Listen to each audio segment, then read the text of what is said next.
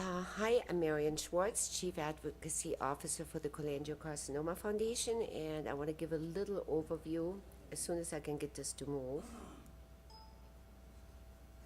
The aim of this presentation is a slight overview of the patient perspective with cholangiocarcinoma, the resources that we provide to patients and to thank you, physicians and researchers alike, and the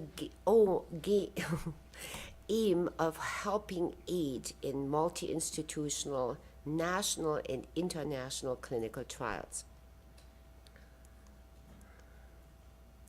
We know that patients look at the disease from their own point of view, and we understand that the preference for care is based on that. It reflects their values, understanding, or misunderstanding of the illness.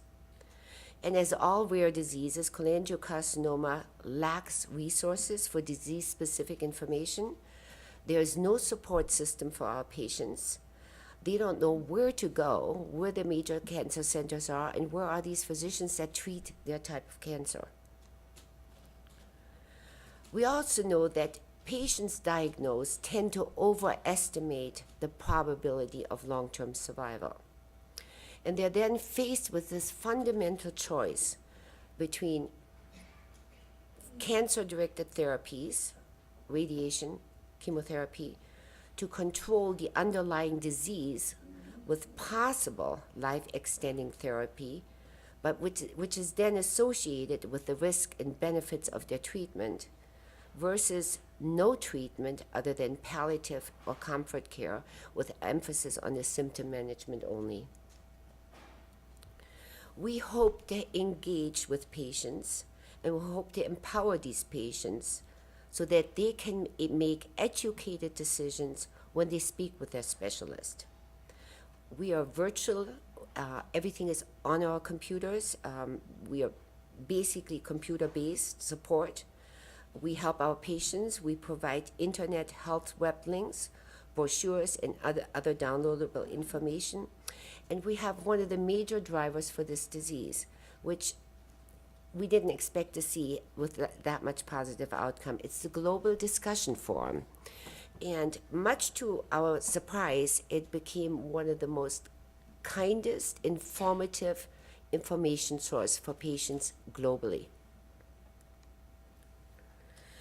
We also want to help define and aid in the development of strategies to increase patient recruitment, compliance, and retention in clinical trials. We encourage primary investigators to engage with us advocates in the early phases of study design. And we need to retain these patients in their studies, and we need to comfort them, help them, and also provide some information to them while they're in these clinical studies, because it's a very isolating disease, but once they're in these studies, they're even more isolated. So we understand that although individual data can't be shared, some of the aggregated data can be provided to each individual. We want to help patients know about clinical trials, and it's very difficult for those in the outlying areas. So, and we try to bridge the link between the community-based oncologist and research studies. So we have initiated on our site a questionnaire. So primary investigators, once it's approved by RRB and hopefully has the link provided for the clinicaltrials.gov website, can just fill out this simple protocol. It's study contact, study center, basic study overview, projected patient enrollment, study start and completion date, inclusion-exclusion criteria, required pre-study test, and the potential side effect coming with the treatment. And this is actually ahead of what the FDA is now implementing as well. It's going to take a couple of years with them, but they've engaged with us because they understand that patients need to understand the trial in their own terms. This can then be printed, copied and printed, and they can take it to their local oncologist to discuss further. We also hope that we can help aid in establishing multi-institutional trials, not only within the U.S. but abroad as well. And we hope to establish a paradigm in rare tumors. We're thinking of all kinds of ways that we could aid researchers and physicians to feasibly have clinical trials that each country can participate in. We're thinking of each country performing an in-country protocol with identical eligibility and endpoints, and followed by a pre-planned combined analysis.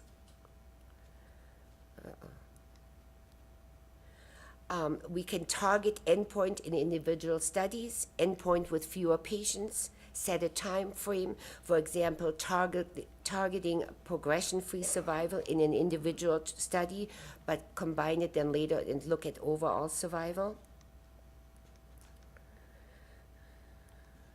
Okay, I missed something here. Okay.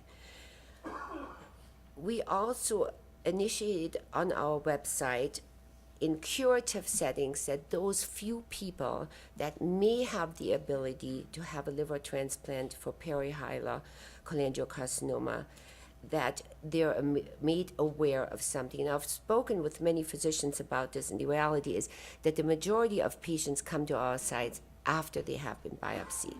However, we hope that maybe we can put the word out that those people that may have suspected perihilar disease, that the percutaneous biopsies and or biopsies performed at the time of endoscopic ultrasound are discouraged.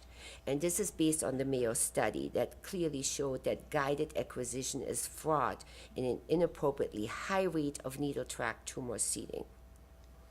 We also tell newly diagnosed with perihilar CCA to follow the American Association for the Study of Liver Disease guidelines so that they're potentially referred over to a major cancer center that is approved by UNOS. We also have something in my mind that we haven't discussed yet as the foundation as a whole. I'm envisioning a physician portal, and this would be approved by the Medical Advisory Board. And what I'm looking for is maybe unusual cases that they can be reported through this particular portal amongst physicians and researchers and whoever they're approved to be part of it. And it also will help the interaction with global investigators. Thank you.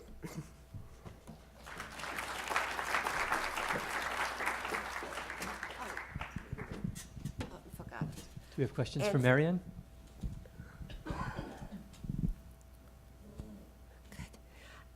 Also, Anthony's here, and there's one particular model in a FOLFOX trial that he was going to comment on. Anthony? Oh.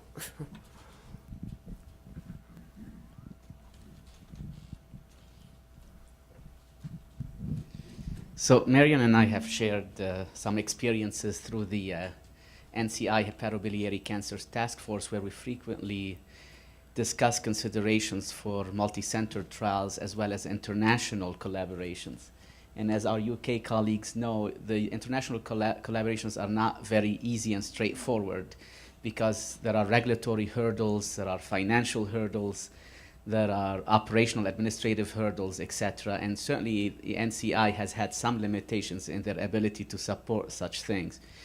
So one alternative that has been done in adjuvant treatment of colon cancer, as many of you know, with the 3 versus 6 month FOLFOX evaluation, was to design similar trials across the world with a pre-planned collective analysis of all the studies.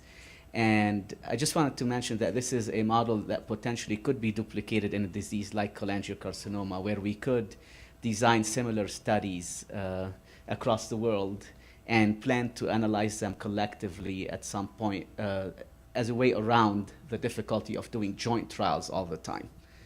So that was briefly my thought on that. Okay, thank you, Marion. Next we have Dr. Keith Lindor, who's Executive